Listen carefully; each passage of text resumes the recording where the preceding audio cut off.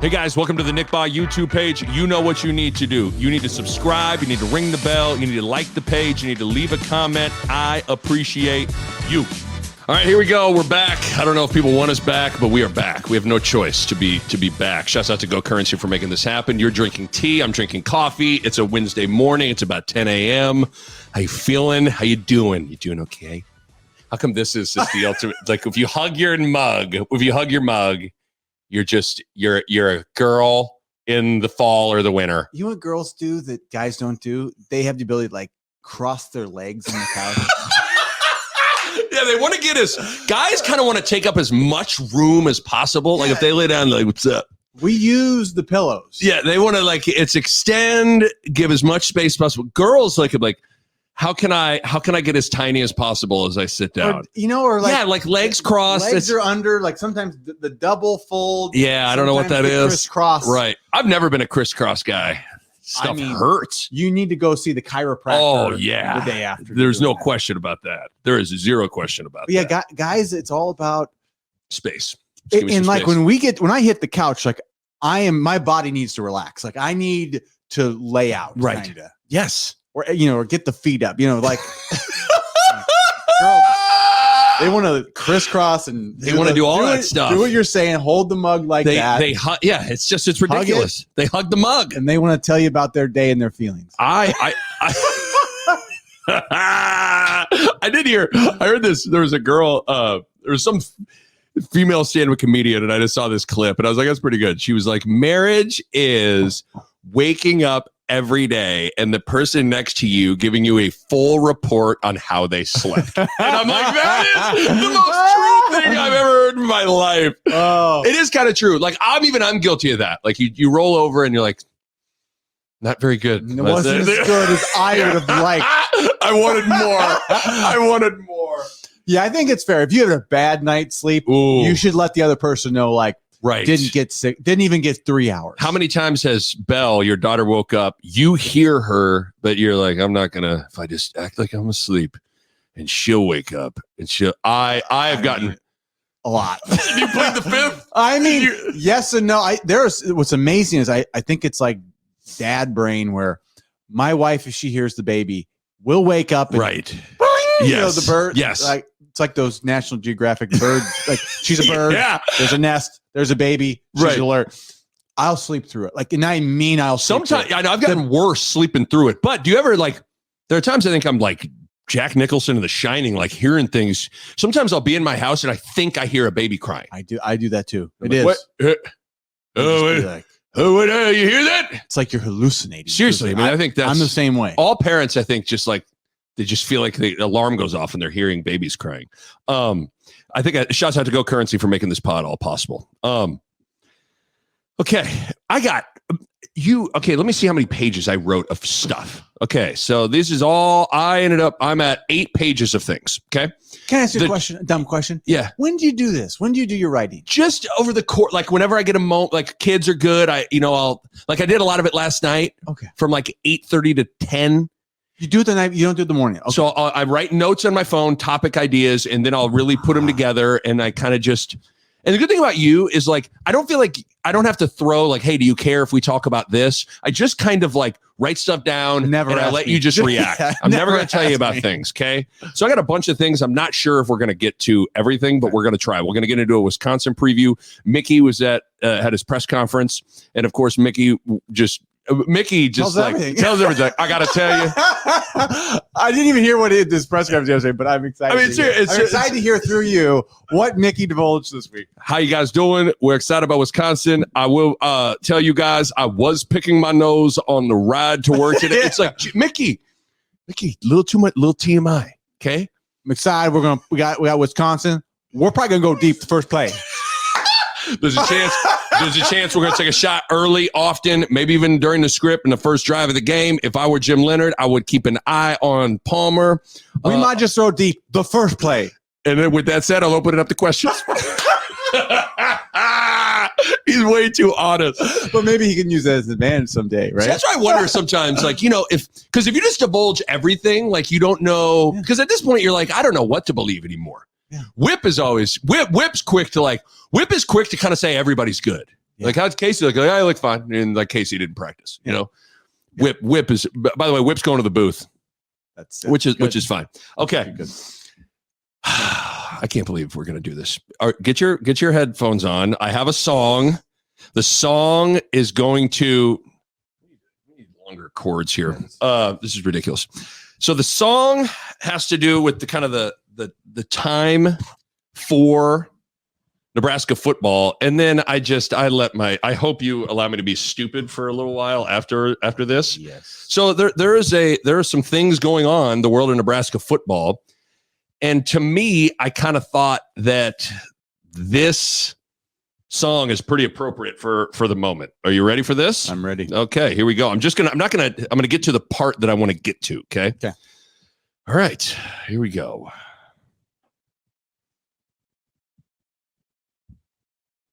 Come on, baby.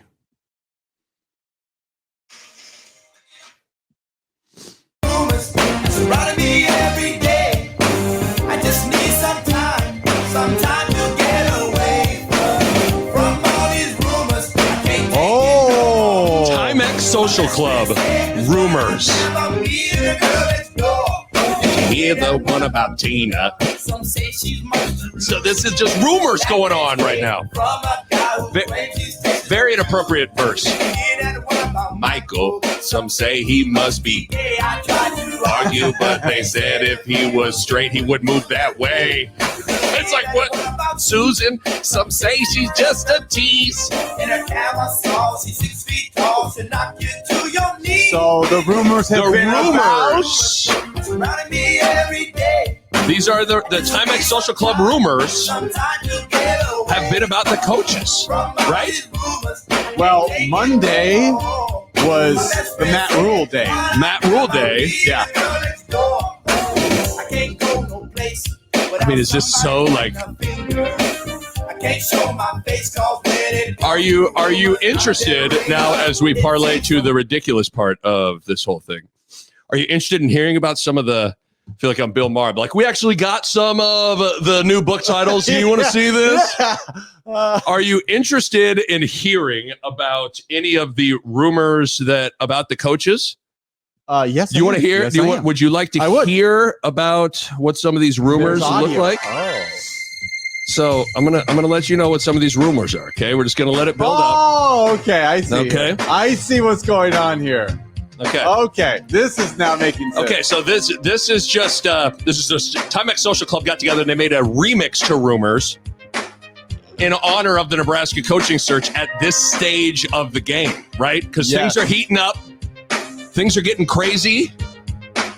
So, I mean, I'm going to give you a couple, okay? Did you hear the one about Leipold? He really wants to dance. I heard Trev got a tattoo on his arm and it says Lance. You want some more? Do you want some more of these? Okay. Yeah. All right. This one's good. This one's pretty big, and there's going to be a theme here. Okay, here we go. Did you hear the one about Dave? It's big just like a panda. I heard Trev got a tattoo on his arm that says Aranda. Oh, God. You want some more? Yes. You're going to like this one. You're really going to like this one. This rumor's good here. Did you hear the one about Monkin? The message boards are talking. I heard Trev got a tattoo that says God, country, option. Yes. Let me give you a couple more here. These are so bad. You ready for this? Yes. This is a good one here. This is a good one. Did you hear the one about Dion? I think I saw a sign. I saw Trev Albert's license plate and it just said Coach Prime. Yes. Yes. Just I wrote these down. I'll give you two more. Okay. Ready for this one? Yep. There's a theme. Did you hear the one about Lane? I heard that he is tripping until he found out Trev got a tattoo and it says Kiffin. Last one, people. Here we go. Oh, my God. So stupid. Here it is. Did you hear the one about Matt Rhule? I heard he's on a jet. I heard he got a tattoo on his arm and it says Trev. Yes. Oh, there you go.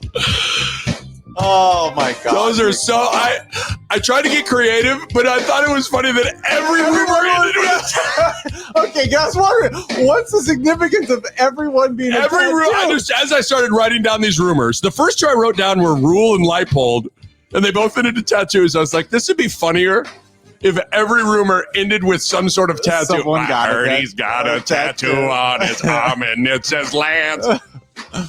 So there you go. That's what's going on in the world today. Okay, that's what's going on. I had no idea what you were doing when you kept the music going there. So yeah. Oh God, that's great. Oh, I hope that was very stupid. My jaw hurts from smiling. No, that was so stupid. That was one of those things. It's like, it's not funny, but I hope people enjoyed that on some level. Nick, that was stupid. Very fun. Okay. Do you want to get into the rumor mill a little bit? Yeah, let's do because it's heating up.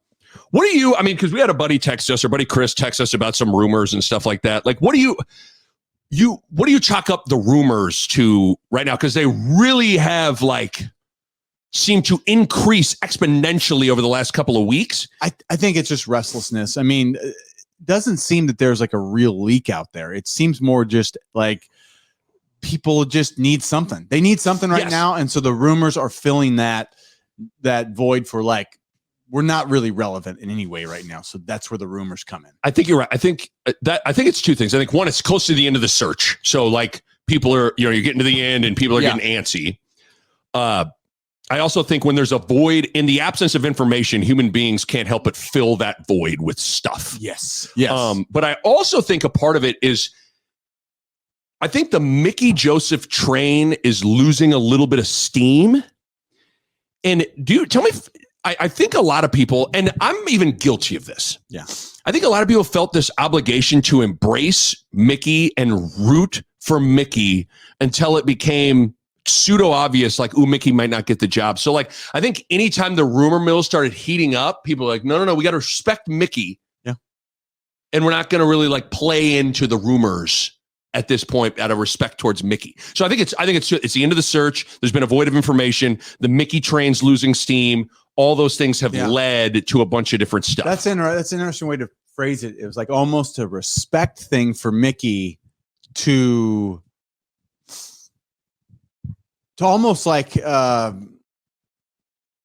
don't know, default that he's got a great chance to earn it or something. Yeah, and you don't want to disrespect that chance by being did you hear the one about Leipold? You don't want to do that, right? Because I even that might be a better song than the song of rumors, though.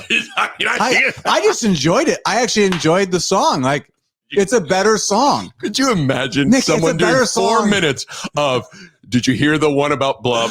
Then said it, I heard he da da da da, and then it's a tattoo that gives it away. Here's what I like. I think the more that I understand now that you were everything was a tattoo and it's dumb. It's dumber because I think I like it more. The more that I'm thinking about that song you just sang, I think I like it better.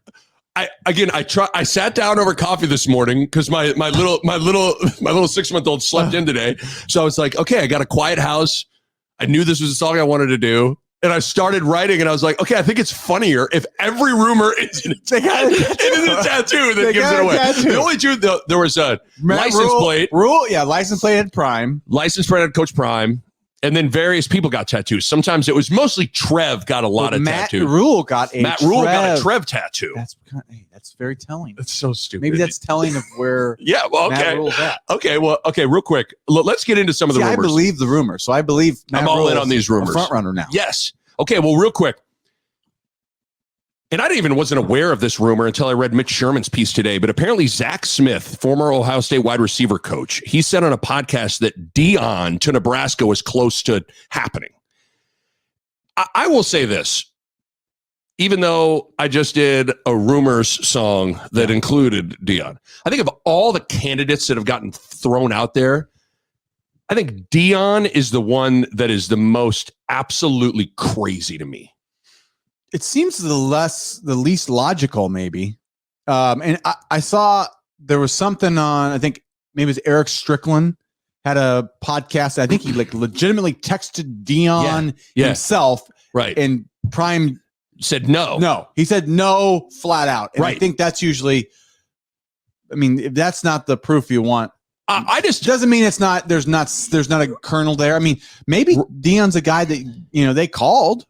but I just don't know that it feels like, is this where Dion wants to be? I will say the one thing, nothing is done until it's done. I remember vividly because I was paying close attention to it.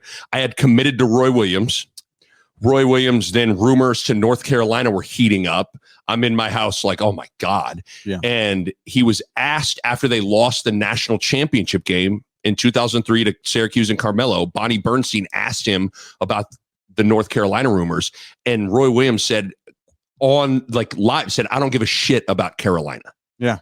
And so I was like, well, I mean, if he said that, he's not going. And then a couple days later, he's going to Carolina. So I guess what I'm saying is like, you take everything people say with a grain of salt, but I more so take it from like, I just think it's a kind of a bad fit both ways. Like Dion Sanders in Lincoln, Nebraska just doesn't seem like a fit. And then I think based on what I think Trev wants, I don't think Dion is really who he wants either. No, I mean, I think it's a very non-obvious fit for Dion. Just like who Dion is and the state of Nebraska, right?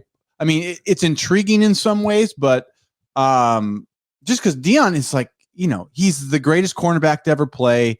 He's had a lot of success coaching. Yes. Which I guess I was a little surprised. I was too. But he's been able to recruit like almost nobody's business. Now. Right. I mean, it's almost insane the way he's recruited at Jackson State. I mean, that's insane. Right. He's getting like 5-star dudes at times. It's incredible. But you kind of see the power of celebrity right. and the ability to recruit in that name. Like you kind of are seeing the future of like, well, there's something there, right? There's something there that you have to be like, you have to take very seriously about Dion. I think what you're talking about though is like, is the fit right? And that's very hard to because to me, if you're going to hire Dion, I think you could just hire Mickey. Like Mickey is some other version of Dion in some ways. Like he's a better fit for Nebraska version of Dion. I mean, Dion's just such a nationally bigger name than Mickey. That's the part where Dion has more intrigue almost than Mickey, but you're right. Mickey's fit is infinitely far better. But but Dion's got like a higher ceiling for like recruiting and question publicity, all the things you kind of like. The shine that Dion brings is never dim. It's freaking. It's huge. It's Dion. That's why he's called primetime. It just doesn't feel like I just can't really like close your eyes and picture Trev being like, it's a pleasure to introduce to you the next head coach in Nebraska, primetime, Coach Prime, and Coach Prime just walks up there. Like I just can't see it. I mean, he's so himself is what's great about Dion. I love Dion, but it's like such a different attitude than the Nebraska attitude of the past. I mean, Tom Osborne to Dion is night and day. It is night and day. Dude, could you imagine? So Tom Osborne has clearly had like, I think he met with Frost every week. He's met with Mickey every week. Do you think Tom would meet with Dion every week? He'd be like, "What's up, T.O.? What we doing? I think I went fishing yesterday. Didn't catch anything, but but you know what's weird is there's a lot of ways like Dion and T.O. would probably love each other. No question. Sometimes those are the type of relationships you would be surprised how well they work. I think he would every joke that T.O. went for, I think Prime would like explode. Oh yeah. It'd be great. And Dion would keep T.O. Oh, he'd be like, this is the legend right here. This Tom Osborne right here. You're looking my man. T.O. bring it in. Like, where'd you get that jacket, man? Like I think it'd be a lot of that. Like, well, I got it in my closet. Like Nancy got for me in 1983. It was a Valentine's Day present. I didn't like it at the time. It'd just be like, oh, I love it. But okay, so you bring up some other rumors. 2 weeks ago, I think it was the Thursday. I was heading to Kansas to do a KU game, so it would have been November 3rd. Everyone thought the big rumor that day was, there had been a Board of Regents meeting, and it was to discuss that Mickey Joseph's going to be the guy. Everybody thought that Mickey was going to get hired 2 weeks ago. This was leading up to the Minnesota game. Crickets, didn't happen. Then Sunday night, all day Monday was Matt Rhule day. I mean, everybody acted like it was there were media members tweeting out photos of Rhule and people were acting like it was a done deal. And then Monday comes and goes and crickets. So it's hard. I will say, I was the other things I've been surprised at how quiet this search has been, especially on the front of the fact that, like, you haven't even seen, I think I heard Chattel bring this up, and it's such a good point. You haven't even seen certain coaches parlay Nebraska's vacancy and interest into a contract raise and extension. Yes. You haven't even heard that. Like, for instance, a couple of years ago when Tim Miles was a dead man walking, out of nowhere in the month of February, Oregon announced a contract extension with Dana Altman. It's like, I wonder why that is. Yep. Because Bill Moose had reached out to Dana. I know this is what happened. Before they gave it to Hoiberg, they offered it to Dana. Yep. Okay. So that's what happens, and the smart thing to do is to parlay interest from someone else into more money. Yep. You haven't even seen that. And so I'm like, no, there hasn't been like Leipold's Leipold's the guy the obvious one. You'd think if Kansas was smart, they would lock him up there for longer, and there's nothing there. I mean, I think Aranda's contract's pretty new anyway. But still, every contract can get torn up and redone to a certain extent. No Matt Campbell, no Aranda, no nothing. You haven't seen any sort of thing like that. It's just kind of odd in some ways.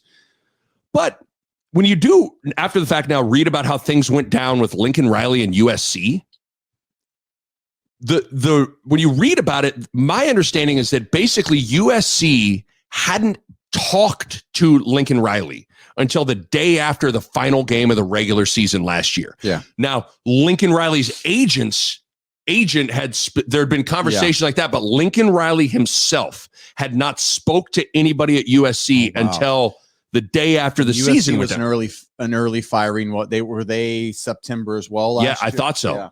So I'd imagine that there's a chance that could be the case of what's going on. Maybe Trev. I think in my mind, I've envisioned Trev at some point has talked to Lance Leipold or talked to Dave Aranda or talked to Chris Kleiman. Maybe that hasn't actually happened. It's Trev to agents or search firm to agents. It's everything is behind closed doors right now. But still, even so, you would think if there wasn't, let's say that is happening, Trev is talking to Lance Leipold's agent, and Lance says, I don't want to do that. And the agent goes, well, let's take this to Kansas and try and get a raise out of this thing. Yeah. That hasn't even happened. That I'm surprised that I haven't heard that from any of the candidates, right? I haven't none either. of the candidates. But doesn't this at least this information should shed some light on Matt Rhule, though, right? Like, to me, if you've got Rhule, I would think he's the guy that would be announced. You would think so. The only two candidates that could get announced before the end of the season are Mickey Joseph and Matt Rhule. Yeah. And we are 10 days away from the end of the season and no announcement. So you kind of go, well, what's going on? Yeah. Speaking of Matt Rhule, I'm with you. I would say right now, if I had to put a gun to my head, and we're going to do a little coach draft, hopefully a little later here. I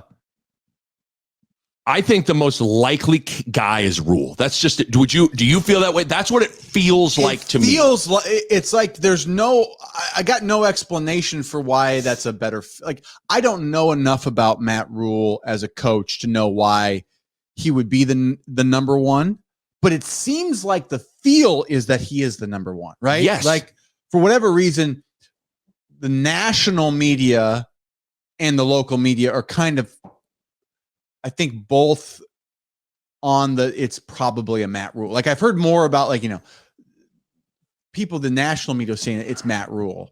Yes. And I'm not sure what insight they have into that other than they know people that know Matt Rhule or something. I want to say a couple things about Rhule before it's too late. I will say I don't know what word, I don't know if lukewarm is the right word. Me being a little ho-hum on Rhule, let me make it clear that it's more out of a lack of I don't have a great feel for Rhule. That's what we've been saying, though. And so I just don't want to turn on these mics and be like, I love what he does and this and that. I'm just telling you, I can't sit here and disingenuously act like I have a great feel for Matt Rhule as a coach and how he would fit at Nebraska. So a lot of my hesitancy to go all in on that stems from that, not necessarily anything. And that's nothing against him. It's more on me. Are you in that boat too? Or? Here's my issue with Matt Rhule. All right. He was at Temple, never saw a game he coached. When he was at Baylor for a short, couple of years. Yes, cup of tea at short Baylor. Cup of tea short at cup Baylor. of tea at Waco, Texas. I don't think I watched one Baylor game when he was at Baylor. That's where I'm hurt. And then he goes to Carolina. Didn't watch a Carolina game. Right. I think what's hard is the only taste I have of Matt Rhule is that it was a quick turnaround in the NFL. But here's where we got to be consistent. That didn't bother me when it's Urban Meyer. Right. So I need to think the same way, about Matt Rhule. Is he a better college coach than he is a pro coach? It wasn't the right fit there. So I guess it's hard for me when it's like somebody gets quickly fired somewhere. That's probably where I was a little bit more lukewarm, but I also don't know enough about Matt Rhule. That's where I'm like, if you say you're lukewarm, I'm lukewarm because of the same thing. It's a lack of knowledge. It's lack of Matt Campbell. You got to watch 1 or 2 games a year. Right. I've watched Lance Leipold. Oklahoma. I've watched Jeff Monken. I've watched Dave Aranda. I've watched Chris Kleiman. I've watched you've seen, I feel like I'm more familiar with these other guys. So I feel more comfortable yay or nay in some of these guys than I do Matt Rhule. For me, and this just I understand where you're coming from. The NFL thing I don't care about. I think to be honest, it bothers me how quick he's out there. But I'm trying to be consistent with. Yeah, you're like, I don't care about Urban. It doesn't matter about Urban because you think Urban's a good coach. But the difference is I know Urban. Well, the other thing too, my rebuttal to that would be, come on, Urban, Matt Rhule, give me one's got a track record that is proven to have the benefit of the doubt over Matt Rhule. You know what I'm saying? So here's an interesting thought about Matt Rhule, though, right? So Matt Rhule was one of the few guys that ever makes I'm a college head coach and I'm going to the big show. I'm going to the NFL. That is kind of a unique transition to make. When that's been a graveyard for most people. Yeah. Pete Carroll made the transition. Cliff Kingsbury is kind of it always seems like Cliff Kingsbury people are the axe is out, ready to he's very. He wasn't even a great college. Yeah, coach, I don't him. But very rarely do people make that jump. The one thing I will say is I think the fact that the NFL wanted him, to me, is a big feather in the cap for Rhule. They don't want some. That's what I'm saying. They're no interest in bringing in a bum. That's what I'm saying. That the unique thing about Rhule is that he's kind of dynamic enough that he made that jump, and that's not everybody. There's a lot of coaches out there. There's only a few that can make that jump and can get a spot ahead of some dude that's in the NFL that's moving up the ranks. So that's probably more of a positive for Rhule, even though it didn't work out necessarily with him there. They viewed him favorably enough. If you think about the moment that he got that job, where he was as a candidate that's a really high bar. Yes. So that's where Rhule, there's some he's intriguing too. Cause I think I need to know more about what's this dude all about. I'd love to hear former players and other coaches under him be how real is this dude? Yeah. And that's why I haven't even heard that yet. Here's this doesn't even make sense, this analogy. I think one of the reasons I'm lukewarm on Rhule is I feel like there's a better version of a similar coach that I want more. And mainly it's just because they've coached at the same place. It's almost like you're with your buddies. You're we can eat at this steakhouse or this steakhouse. And you want a steak, but you just like this steakhouse more than the other one. Yeah. So you want to go with, I want to go with Ruth Chris and not Outback. That's a pretty big. You know what I'm saying. I'm trying to think of what the right, but I think you get what I'm saying. Yeah, it's Fleming's or it's Ruth Chris. It's Ruth Chris. It's just because I want Ruth Chris doesn't mean that I don't necessarily. I think Fleming stinks. Yeah, Fleming's is still good. It's still really good. And I say that to Outback though. Outback, yeah.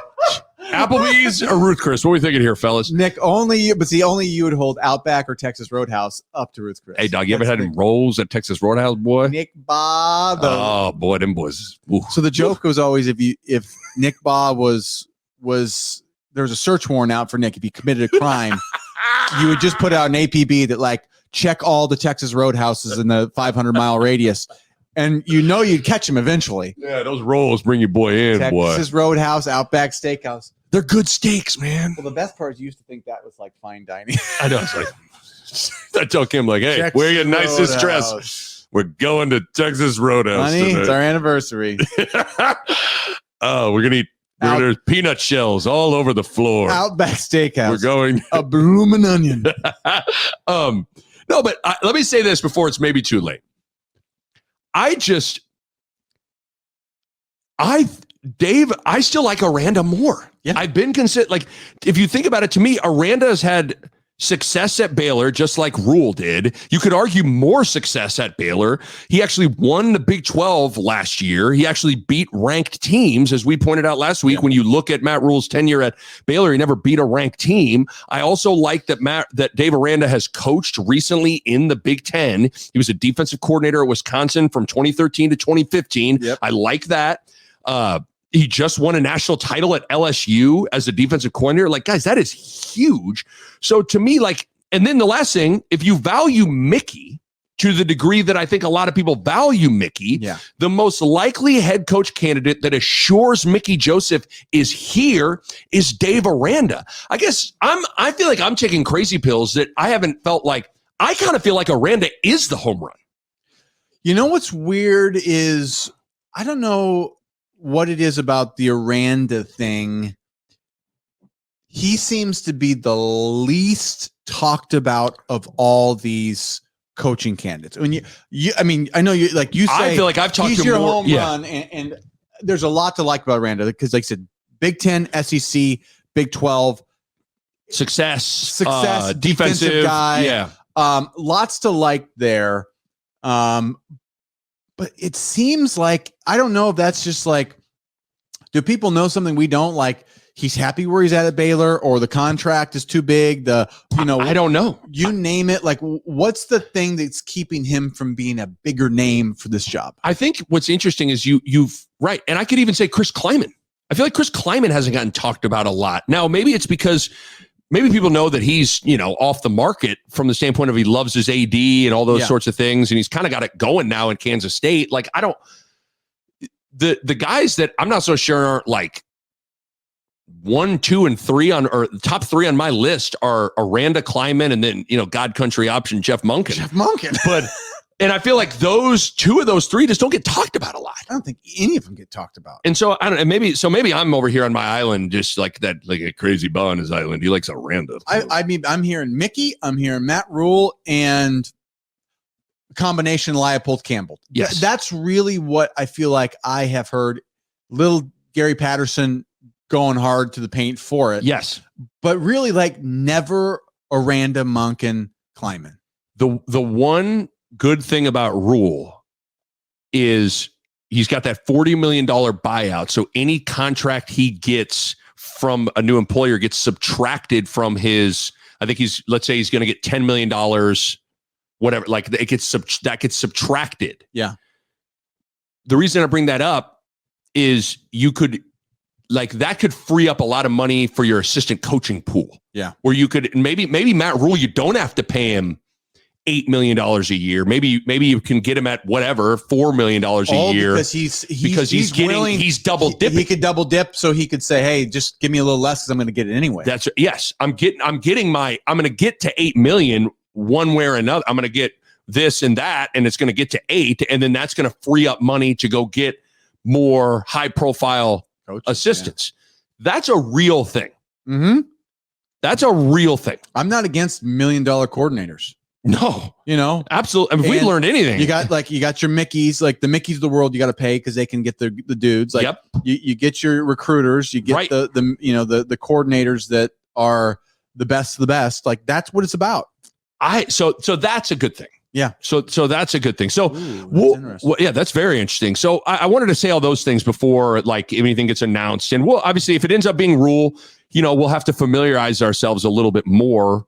Yeah. I'm surprised that the local media hasn't reached out to former players and assistant coaches that have worked with Rhule, like to be like, this is what Matt Rhule's about. This is what people are he's saying. Been seemingly the number one guy.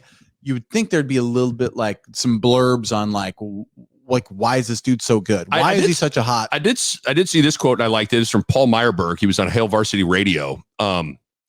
He said, quote, if you polled 300 Texas high school coaches today and asked them who their favorite coach is, I promise you the majority would say Matt Rhule.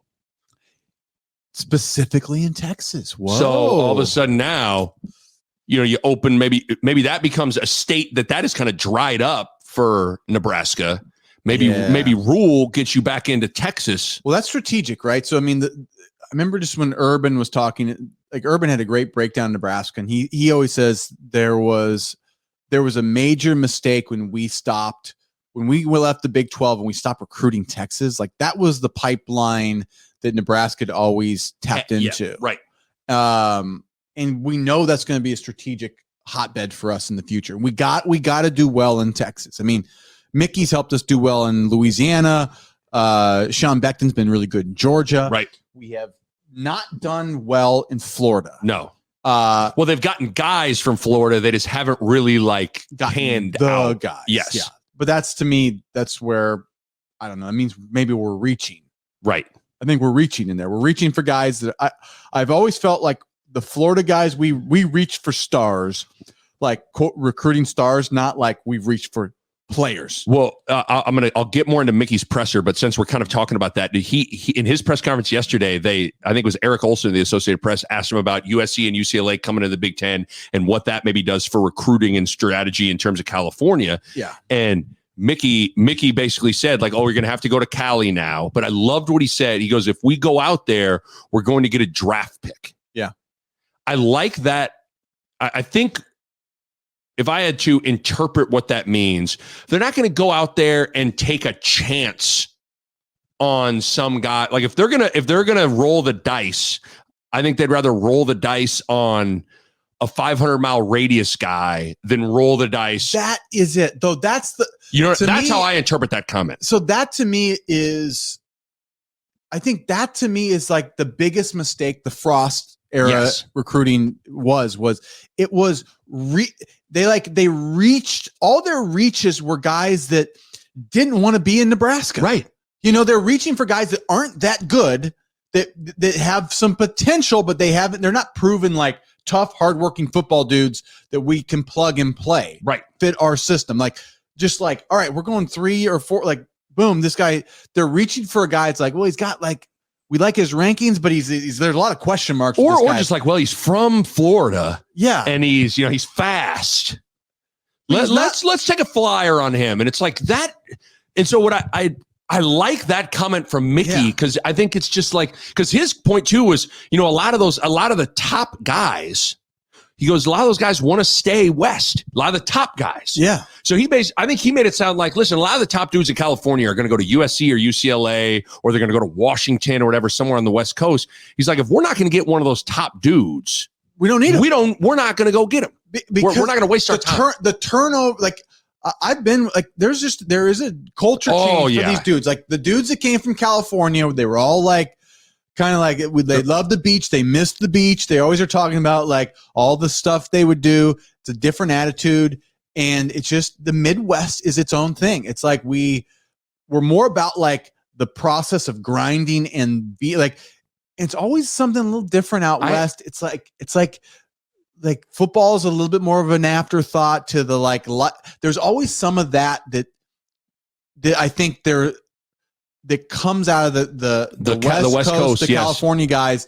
That it's an adjustment. Some of them adjust and say, hey, I kind of like this thing. And some of them just are like, dude, I'm out of here. It's just, you can feel it. They're they're not going to make it. I don't know. I think this is what you're saying too, or I think you'd agree with this. Of all the guys, I played with guys from everywhere. And the dudes that had the hardest time transitioning to the Midwest were not New York guys, were not Texas guys, were not, Florida guy. It was California people. The California dudes had the hardest time transitioning, and they were the most different. Seems dismissive. That's not what they were I don't know. They were different. They were the most different. I would agree. I would say from all the different places that you pull from. Yeah, I would say that they're.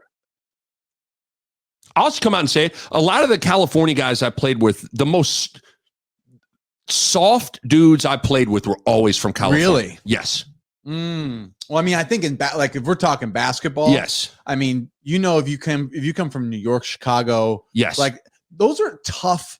Like that's like a tough like that's a tough. Yeah, the East Coast is just they're on edge. They're angry.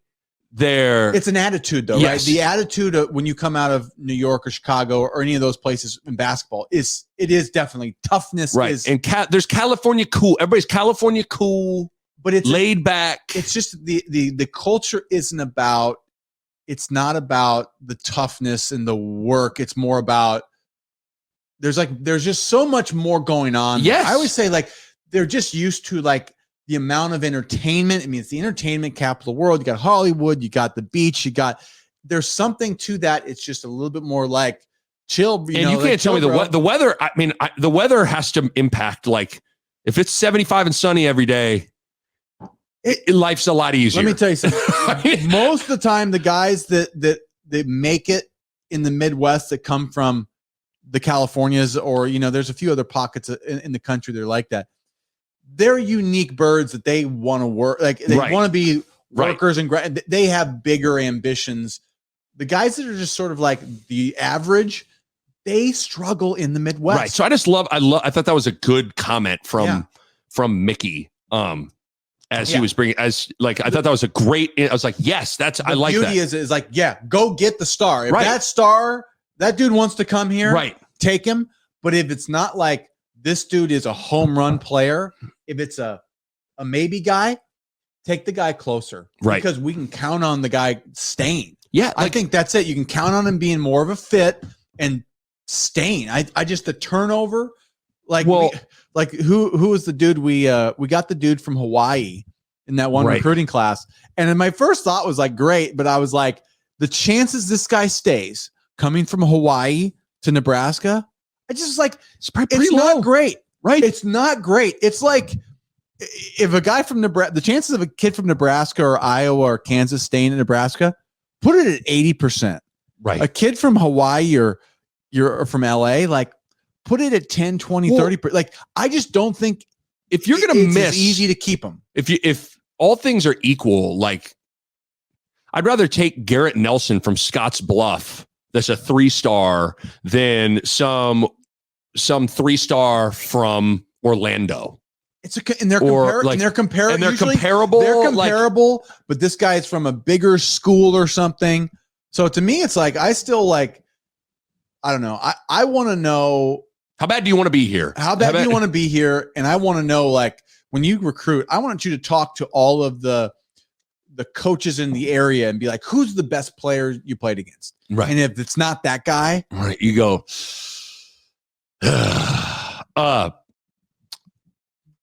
Okay, so a couple of things before we get to Mickey's presser. Did you read Chattel's story today? Not today's.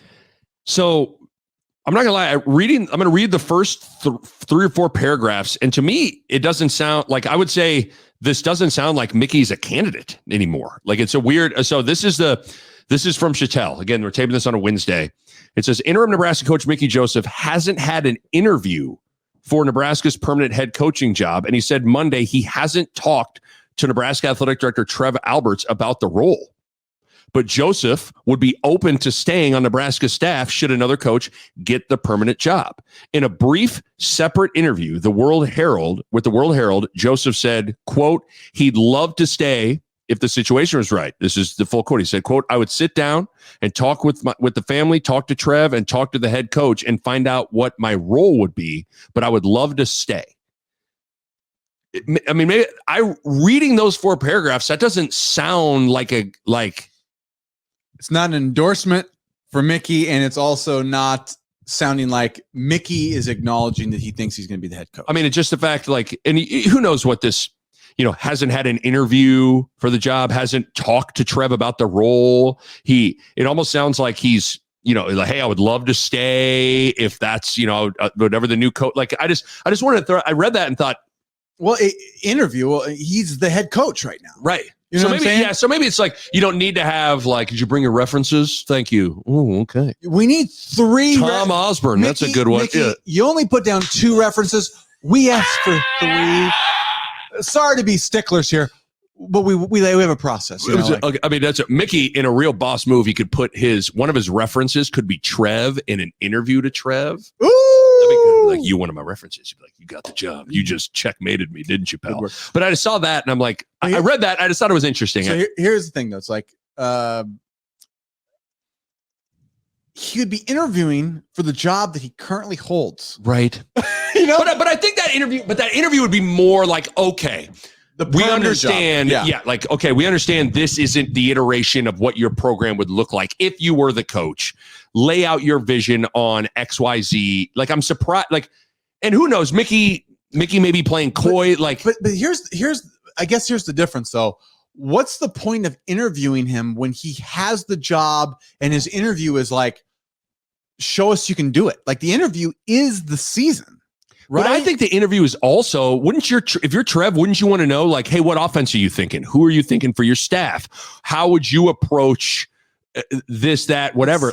Didn't they kind of already talk through that when he transitioned? I don't know. Well, I'm saying like, there's one thing to adjust your staff of what you had, the cards you're dealt.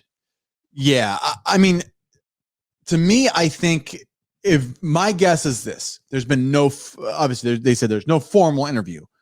My guess though is like the vision stuff has been discussed, right? I would be surprised if it's not, but I'm just like, I don't know why Mickey would phrase it that way. Him and Trev talk every week. Like, that's what I'm saying. What are they talking about? There's no more of an interview than like you and that guy talk about the vision of the program every week. That's the interview, Nick. There's no need for like, can I have some reference? Like, no, I'm just saying like, I just don't know why he would phrase it that way though. Like, I think they're just, maybe it was a misunderstanding of how, I don't know. But I just thought that was interesting. The interview is what he is going through right now. That's his interview. He doesn't need to sit. Like, Trev is doing that with him every week. Like, if you're meeting with Trev every week, you're interviewing every week. Right. You're probably right. That's the interview. I just read that. I read those first 4 paragraphs and I was like, that doesn't sound like a guy that's going to get the job. No. But that sounds like a guy that's not going to get the job. Okay. All right. Mickey at his press conference, there was something he did that made me say what? But first, I got to tell you about Go Currency. That didn't make sense. Quick time out to about Go Currency. Does your business need easy, competitive financing for trucks or equipment? Currency is here to help. Currency specializes in finding the best available rates and terms for construction equipment, farm machinery, trucks, and trailers. In fact, customers can get loans for up to $500,000 with little or no money down and terms for up to 72 months. Currency can also help if you're getting serious about buying a new or used motorhome, fifth wheel, or utility vehicle. Just fill out an application, and the Currency Finance team will get to work finding a lender with the most competitive options. It's quick, secure, and free to use. Currency is equipment financing made simple. Go to gocurrency.com for details. That's gocurrency.com. Offers may vary and arranged by Express Tech Financing, LLC, DBA, Currency Pursuant, CFL, license 60DBO-54873. Okay. Mickey's press conference. Say what?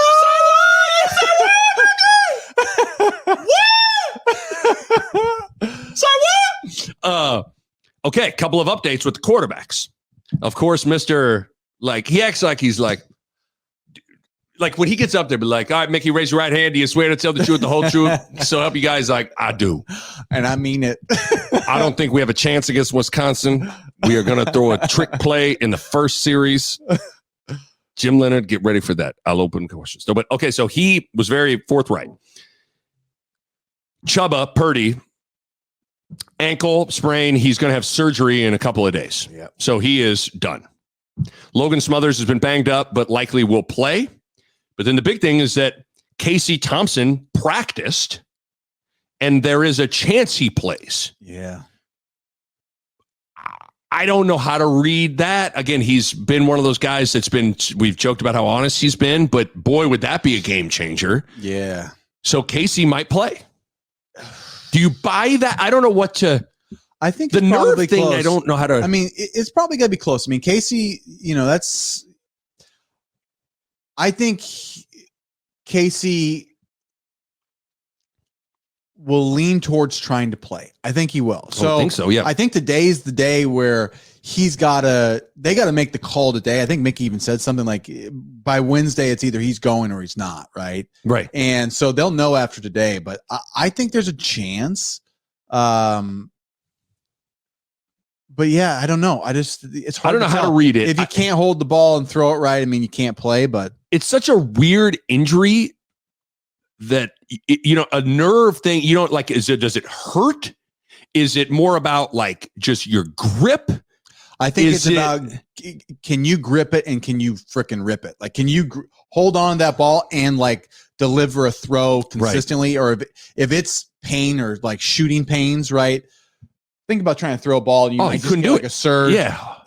You're playing with fire then, No question you are. So I'll tell you what, I would take a Casey Thompson at 70% than anybody else right now. Yes, I would too. So certainly something to think about, and we'll get into it as we talk about the Wisconsin game.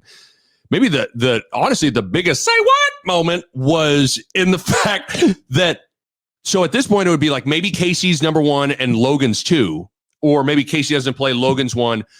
The backup quarterback is Jared Sinek, a walk-on from Hastings. He's a redshirt freshman. So a week ago, if I'd have been with did Regis pass away? With who? Regis Philbin? I don't think Regis passed away, did he? I don't. Let's make sure. We don't want to say something too dumb here. I don't want to. I just want to make sure, because I was just going to do Who Wants to Be a Millionaire, and I want to. Regis is alive, isn't he? Died in 2020. Damn, Reg. I'll tell you what, though, we will. Well, no, I wasn't going to make fun of him. We are big fans of Regis Philbin. Well, I was just going to say, like, if I was on, you can do impressions of him. Yeah, I was going to be on open game, like Husker Who Wants to Be a Millionaire. Like, all right, this is Nick Who Wants to Be a Millionaire. If the $100 question, like, is Jared Sinek on the roster? Yes or no? I'd have been like, no. Final answer. Who the hell's Jared Sinek? And the $1 million question is, I would have had no. Okay, so this is. Did you hear Mickey was asked about Harburg? Yeah, they asked me. Said, "Is Harburg hurt? Is he okay?" He's like, he basically was like, "Nah, Harburg's fine."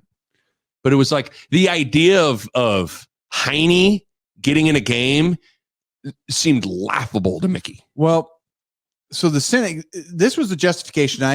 I'll give them this. So they said, this guy's the most athletic. Yes. And so, in these situations that, Mickey was saying, to have a running a quarterback that can run it a little bit, right, is important.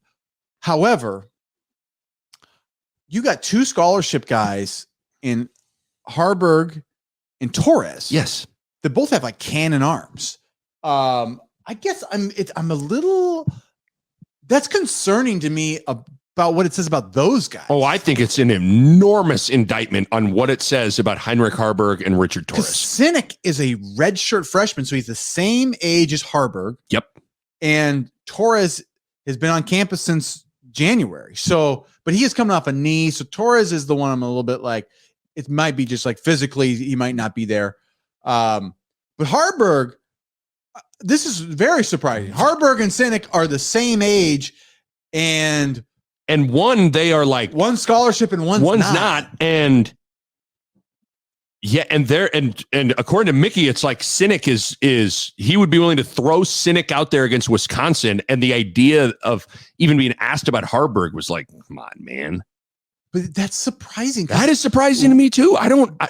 So what the hell do I know? I just think it's. But this is the part about being on a team that's really hard, is like, there's a scholarship guy that's like the guy. And then within a year, the walk-on might have to play, but doesn't have a scholarship. Yeah. You know what I'm saying? Right. Like, I always find those parts difficult. I do too.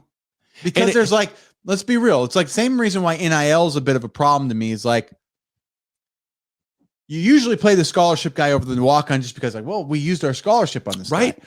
Or like with NIL, it's like, well, we just paid this guy $500,000 and we're going to put a walk-on ahead. You know, like these are things now you have to deal with to the next level with NIL. But like in the perfect world, you just play the guy that you think can help you win, and it might be cynic, and you don't care. The story I used to tell myself as to why I maybe didn't get as many opportunities when I was at Kansas as a walk-on was if in my mind I was like, well, if Coach Self plays, if Coach Self plays the scholarship guy, if he plays J.R. Giddens, McDonald's All-American, okay, and not and if he plays J.R. Giddens and J.R. Giddens fails. Yeah.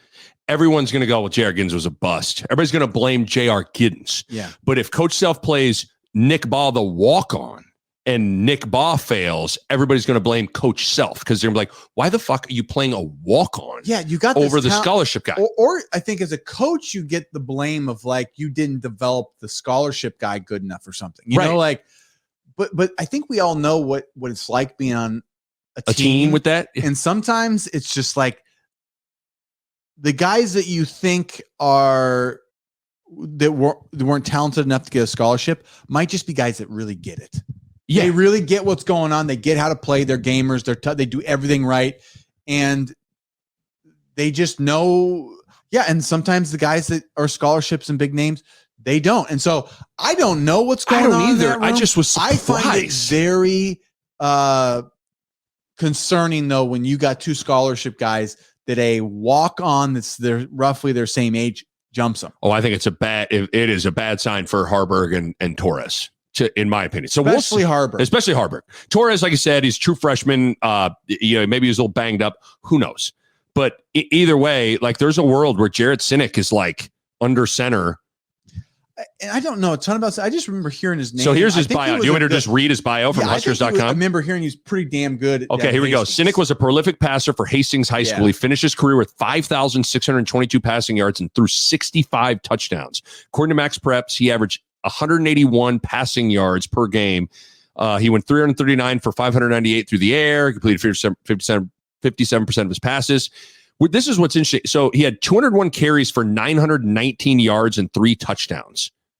What is that like for a really athletic guy? Should he have scored more? Maybe they'd never ran him, but like if he's super athletic, I would have thought he would have ran more, right? Well, he threw it. Sounds like, but he aired that bitch out. Threw it a lot, man. So he finished with. He was a second team All State. How big is he? He also played basketball, by the way. He is 6 foot, 200 pounds. 6 foot? 6 foot, 200 pounds. Okay. Have you seen him? He's Sunshine. From Remember the Titans. Wow. He's like, what's up? You guys ever been to Kearney before? I've been there. And everybody's like, oh God, Jared. You guys ever been to Grand Island? When we got crazy on a Thursday, we went to Grand Island. Cruise the strip. I don't know why I'm making him out to be like. He kind of looks like a surfer, bro. You guys gonna like, oh no way, you guys got runs of 2. Oh, I thought it was just a Hastings. But that was a Hastings thing. Oh no way. Okay, cool. Yeah, but I'll tell you what, it's like I kind of like those dudes that like. At least you know they lit it up somewhere. Oh, for sure, dude. But so we'll see. I mean, I just thought that was interesting. Can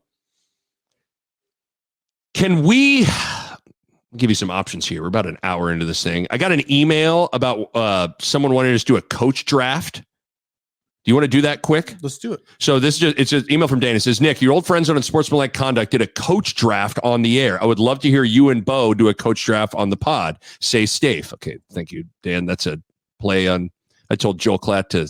You heard that, right? No. I had Joel Klatt on my radio show, and I tried to wrap it up by say safe. I tried to say, hey Joel, stay safe in Lincoln as a Buffalo. You know, stay safe. And I was like, say safe, stay. It's horrible. But okay, so thank you, Dan. I actually listened to the Sportsman Conduct coach draft. So they did a snake draft. It was Jack Mitchell, John, Josh, and they had listeners where they'd go around and draft. It's harder with just 2 people, but let's do 8. So we're going to each pick 4. Okay. And I think the whole thing I want to do with this is we need to approach it like one of these 8 guys has like the most likely guys that are going to get the job. Not necessarily. Mickey's out. Let's do Mickey. Let's put Mickey to the side. Mickey to the side. Just to keep Mickey in his own category because he is in a unique position. This Yes. is for the outside candidates, not the inside candidates. Okay, so I'll go first. Okay. Matt Rhule. So I'm going Matt Rhule. As who you think is the most likely to get the job. I would say, yeah. So a combination of most likely to get it and just like we need to make sure at the end, these 8 names, so the coach has to be in one of these 8 names. Okay. Coach has to be in one of these. So we 8. can't go like, I want it to be like, I want is Pat Fitzgerald, but I don't think it's going to be Pat Fitzgerald. The most likely to get it. Okay. So it's a combination of that and who you like. So I'm just going to go. I think it should be who. Okay, so then I'll go. Who's the most likely in reality that also cross sections with who you like. I would say I think it's got to be like you're betting on like if you had to bet your own money. Yes. Okay. So this is why you want to pick. So then I'm going to pick Rhule. That's probably the best pick. Okay. Okay. So second, Bo pick. Here we go. Gosh, I mean, this is where it gets really. I think it's Rule 1 is right. Now, I mean, the most likely second choice. I mean, Leipold. That would have been my pick. You're going Leipold. My third pick. I'm going to go Jeff Monken. There's just something. I think Trev is just getting his Monken on. I'm going to go Monken. Shit. I mean, your second pick. I mean, this is where I'm like. Do you want me to throw some names out there so you have? I'm gonna say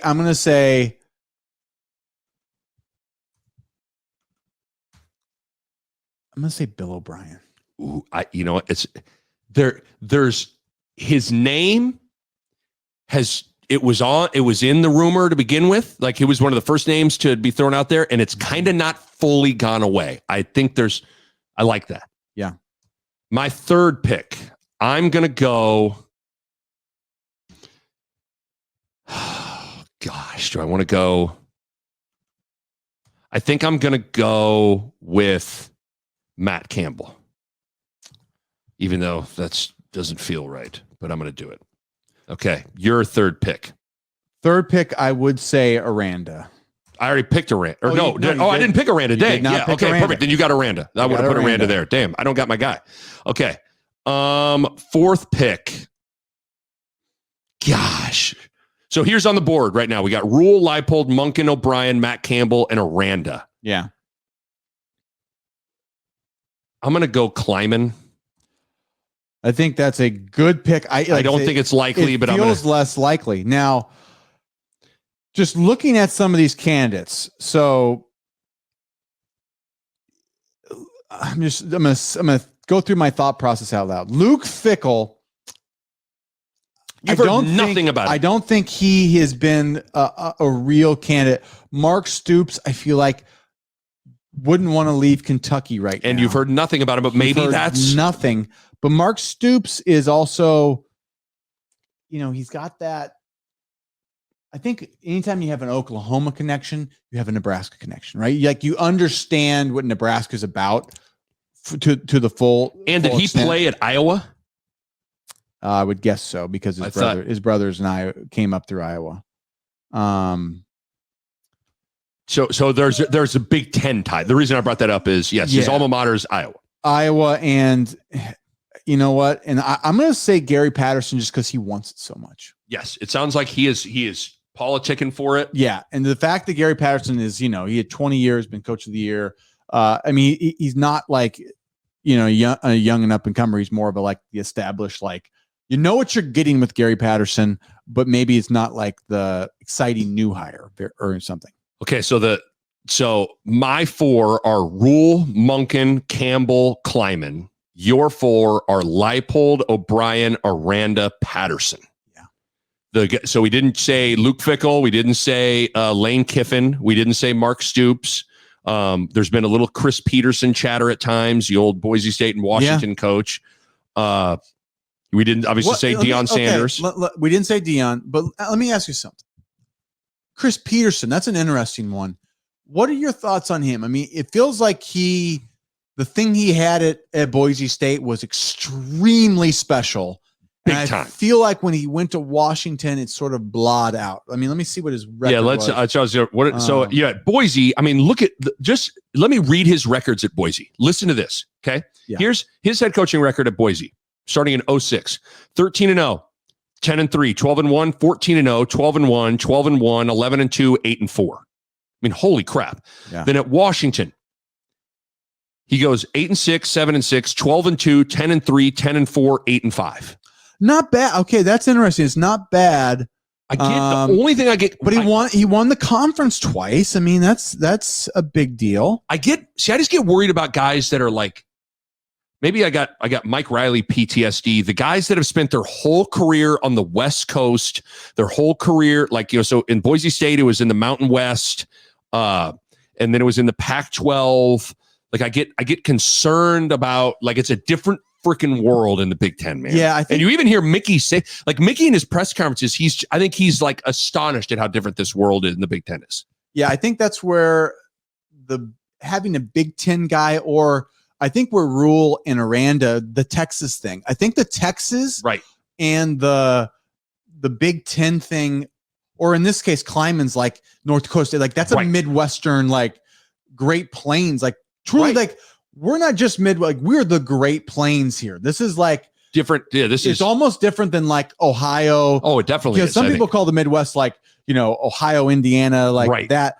We're almost more like we're fringing towards the Rocky Mountains, the old Great Plains. Like it's a little bit different world. Like it's going to be Iowa, Minnesota, North Dakota. We're kind of in that. Kansas. Like, we're in that more than we are, the Ohios.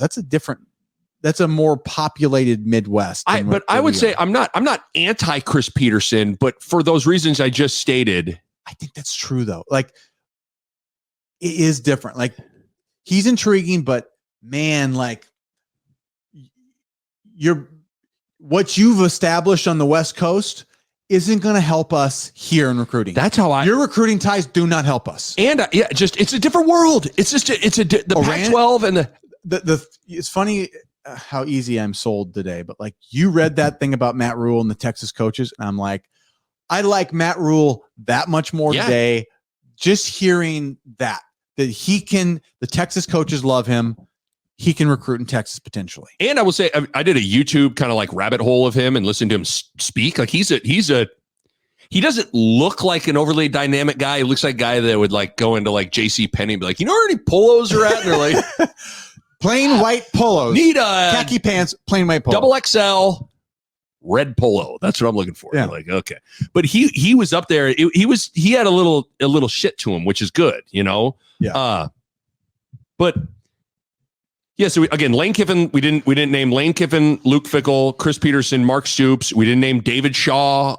We didn't name Kyle Whittingham at Utah, who's been doing great. Both Urban, Dion. Yeah, I mean, both like the Shaw and Whittingham, they both fall into the Chris Peterson to me. Like, I think they're really good coaches. What they bring from there, can they make it work here? Yeah. Like the recruiting part of it, I mean. Right. Like the recruiting part of it is right. I don't think there's much carryover. Mike Riley proved that he recruited that West Coast for 20 years, and it didn't help us one bit. No, remember there's Calabrasca, and that was going to be like the whole thing. They had a satellite camp, and it was like, oh God. Yeah, I mean, that's where you got to be able. The person that comes here has to be able to make their hay in the Midwest. Right. You got to win Iowa, Kansas, Missouri, Minnesota, Wisconsin. Like you got to win there. If it was Shark Tank, and then you go to Texas. If it was Shark Tank and Peterson or any of those guys who were on there, I'd be like, yeah, okay, Chris, let me clear the deck. Listen, I really respect everything you've built and what you did at Boise State and Washington, but I think for me, that fit in Lincoln and what you've done just doesn't feel like the right thing for me. So for those reasons, I'm out. It's me, Robert Hirschvik. I'll pay you anything, please. Whatever I'll give you what you want. Just. You came in here asking for $500K for 20%. I gave you the $500K, 20%. Sorry, Robert. Lori? I want to hear what the other Sharks have to say. They've all said no. They've already all said no. They were. Maybe they'll change their mind. Oh, they all went out. I mean, everyone Shark could be out, and Robert will give you what exactly. I know. I love Robert. So, okay. So why do I always feel not confident? Like, so our pool, Rhule, Leipold, Monken, O'Brien, Campbell, Aranda, Kleiman, Gary Patterson. The draft of the most likely, and not including Mickey, because we just said let's not. So are we confident Nebraska's coach is in one of those 8 names? Confident, right? I don't feel that confident, but I feel like it's like Matt Rhule and like flip, who knows? It just feels so unknown other than like maybe Rhule. At this point, if we were in Vegas, like he would be the minus 110 favorite and everybody else would be like plus 200, something like I think he is the heavy favorite right now. It just feels like the more you talk about it, the more you go, God, it doesn't feel like anybody else. And maybe it's because Leipold and Campbell, I think, were early obvious candidates. And I think losing hurt them, Yes, I totally agree. They're the type that needed to like one more winning season to like stamp that they're like. I totally agree. Guys. If Matt Campbell is sitting here at 8-3 or something like that, like I think it's a totally different scenario. Yeah. But he's not, and it's changed the dynamic on this thing. So hopefully, I know it's weird. Like it has to be one of those 8 names, but like right now, do I feel good? Like if I could go invest a bunch of money, like one of those 8 names has to hit, you can even money on it. I'm like, I'll just do 100. I don't feel good about it. And it's gonna be hard to tell. Okay. I had a bunch of stuff I wanted to get to that let's get to the Wisconsin preview. Okay. So Wisconsin, they're 5-5 on the season. They just lost to Iowa 24-10. They've had an interesting season, just like Nebraska. They fired Paul Chryst early. I think Jim Leonard's in the same spot as Mickey, where they really wanted to give him a shot and hire him. Now it's going to get. I think he still has a good chance to get that job. I think it was Jim Leonard had to lose the job. Yeah, and Mickey had to win the job. Yeah. Is how I'd phrase it. That's about right. Yeah. And Mickey unfortunately hasn't won the job, and it almost feels like Leonard might be losing it. I mean, it's hard. Like, so they're 5-5. One thing we talked about when we in our recap pod was there's a lot to play for here for Wisconsin. Like at minimum, for Leonard to get the job, they got to probably go to a bowl game, don't they? So they got to win one of these last 2 games. Yeah. I think their last 2 games are Nebraska and Minnesota. Yeah. So they gotta win one of these games. So it feels like they're playing for more. Yeah. Than Nebraska is. Wisconsin's favored by 13. Now it's interesting, since that there's been no line movement on anything post Casey Thompson practice or whatever. Like the line has stayed steady. Yeah. And to me, that line would insinuate that they don't think Casey Thompson's going to play. And obviously the conversation for this game kind of begins and ends there. Yeah. Right? Is that where you're at with it? Like, to simplify it, it's like if Casey plays, Nebraska could win this game. Yeah. If he plays and he's capable. Like if he's not out there like Johnny Noodle Arm. Like if it's Casey at 80%, we're okay. Yes. Yeah. If he isn't playing, I never want to say, to say there's zero chance, zero chance is a bold statement, but it's like, have you seen this offense play? And now all of a sudden it's going to be Smothers and homeboy from Hastings who's like, oh, no way, you guys got. So there's like this in Hastings, there's a Hastings high school and a Hastings college. Don't get them confused, man. I kept going to the wrong one. First day of high school, I went to the college. I was like, oh, it's still confusing, man. No way. He's like Keanu Reeves. He's like, whoa, bro. Whoa. Cool. Lincoln's cool. Okay, why are we doing this to him? Well, just because he has long hair. Sunshine hair. He's got the sunshine hair. So we're making him into like Spicoli. Like the quarterback meetings, you're like, somebody order a pizza. He's like, oh, yeah, that's me. Mr. Hahn is like, he kept saying this is our time. Well, I thought we could have a pizza on our time. What a great comment. What a great comment. Mr. Hahn. Oh, Spicoli. That's just incredible. He ordered a pizza in class. Amazing. Oh, great. But Braylon Allen, dude, is a monster at running back. They're not, this Wisconsin team is not, this isn't a vintage great Wisconsin team. No. But they're still pretty damn good. I don't know. I mean, we're like over the course of 4 quarters, I think Braylon Allen's going to get his, and without Casey Thompson, I I feel like it's probably more likely that he doesn't play. So, I mean, no Casey Thompson. If Smothers isn't going to run it, like then it'd be like, it's like, yeah, I don't know. We need Casey Thompson, or like, I'm intrigued with how athletic Cynic is. I'm almost like, this might sound terrible. Like, I'm intrigued to see what happens if Cynic goes in there. Okay, on it, be real. If Casey can't play, Casey's in the locker room going, can't play. You can watch the game with Logan Smothers starting or Cynic starting. I think I'm more interested in Cynic. I'm more interested in Cynic. Just it's like blue 42. One, because he is the fact that he leapfrogged those 2 scholarship guys. I'm kind of like, you know what? This dude's got some moxie. He got moxie enough. Are we now all in on Jared Cynic? Because here's what we know. We know that wasn't an easy decision for coaches to make. No. And he did something right. And he has to do, like, not only he has to be good to a degree that is so vastly superior to these other guys. You know what I mean? Like, all you got to do is like a scholarship guy that you are already starting in front of him, and you got to show like a pulse that you're like, and Cynic has to like continually like bust people's ass. You got these rocket arm dudes that are the up and comers, supposedly, and they're going to put a walk-on kid from Nebraska that's 6 foot and looks like sunshine. I'm just going, man. I don't know. I'm all in on it. I don't know. I'm all in on it. Knowing nothing about Cynic, having never seen him throw. You're all in on it. Just the story alone, I'm intrigued. I think it's cadence. Instead of blue 42, it's no way. No way. Said hut. I've got nothing. Trips right. No way on 3. No way. Said hut. Oh, he's kind of Snake from Simpsons at times. Whoa. Yoink. Okay.